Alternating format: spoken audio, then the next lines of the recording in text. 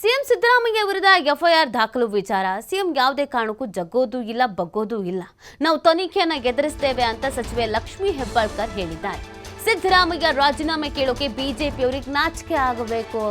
ಅವರು ಮೊದಲು ಕುಮಾರಸ್ವಾಮಿ ನಿರ್ಮಲಾ ರಾಜೀನಾಮೆಗೆ ಒತ್ತಡ ಮಾಡಲಿ. ಎಲೆಕ್ಟೋರಲ್ ಬಾಂಡ್ ಕೇಸ್ನಲ್ಲಿ ಕೋರ್ಟ್ ನೀಡಿರುವಂತ ಸೂಚನೆಯನ್ನ ಪಾಲಿಸಿ. ಬಿಜೆಪಿಯೇತರ ಸರ್ಕಾರ ಅಸ್ಥಿರಗೊಳಿಸೋಕೆ ಅಸ್ತ್ರ ಪ್ರಯೋಗ ಅಂತ ಹೆಬ್ಬಾಳ್ಕರ್ ಕಿಡಿಕಾರಿದ್ದಾರೆ.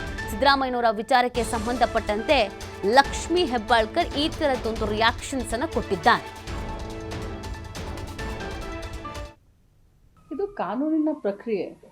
ಎಫ್ಐಆರ್ ದಾಖಲಾಗಿದೆ, ನಾವು ತನಿಖೆಯನ್ನು ಎದುರಿಸ್ತೀವಿ ಅಂತ ಘಂಟಾಘೋಷವಾಗಿ ಹೇಳಿದ್ದಾರೆ ಸಿದ್ದರಾಮಯ್ಯ ಸಾಹೇಬರು.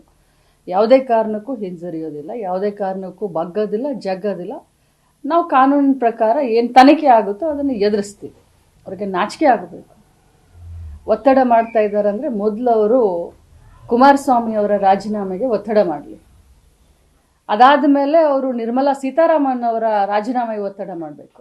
ನರೇಂದ್ರ ಮೋದಿಜಿ ಅವರ ರಾಜೀನಾಮೆಗೆ ಒತ್ತಡ ಮಾಡಬೇಕು. ಯಾಕಂತಂದರೆ ಸುಪ್ರೀಂ ಕೋರ್ಟು ಇದು ಇಲೆಕ್ಟ್ರೋಲ್ ಬಾಂಡ್ 6,000 ಕೋಟಿ ಹಗರಣ ಏನಾಯಿತು, ಸುಪ್ರೀಂ ಕೋರ್ಟ್ ಛೀಮಾರಿ ಹಾಕಿ ಈ ಒಂದು ದೇಶದ ವಿತ್ತ ಸಚಿವರಾದಂಥ ಫೈನಾನ್ಸ್ ಮಿನಿಸ್ಟರ್ ಆದಂಥ ನಿರ್ಮಲಾ ಸೀತಾರಾಮನ್ ಅವ್ರ ಮೇಲೆ ಎಫ್ಐಆರ್ ಫೈಲ್ ಮಾಡಬೇಕು ಅಂತ ಏನು ಆದೇಶವನ್ನು ಮಾಡಿತ್ತು, ಮೊದಲು ಅದನ್ನು ಪಾಲಿಸಲಿ.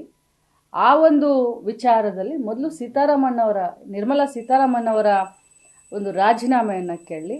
ಅದೇ ರೀತಿ ಕುಮಾರಸ್ವಾಮಿ ಅವರ ರಾಜೀನಾಮೆಯನ್ನು ತಗೊಳ್ಳಿ. ನಂತರ ನಮ್ಮ ಸಿದ್ದರಾಮಯ್ಯ ಅವರ ಬಗ್ಗೆ ಮಾತನಾಡಲಿ. ನಿರ್ಮಲಾ ಸೀತಾರಾಮನ್ ಅವರು ಈ ದೇಶದ ವಿತ್ತ ಸಚಿವೆಯಾಗಿ ಮುಂದುವರೆದ್ರೆ ಇನ್ನು ಎಫ್ಐಆರ್ ದಾಖಲಾಗಿಲ್ಲ. ಅದು ಕೂಡ ಅಷ್ಟೇ ಸತ್ಯ ಅನ್ನೋದನ್ನ ಮಾಧ್ಯಮದವರು ಮರಿಬಾರ್ದು ಅಂತ ನಾನು ರಿಕ್ವೆಸ್ಟ್ ಮಾಡ್ತೀನಿ.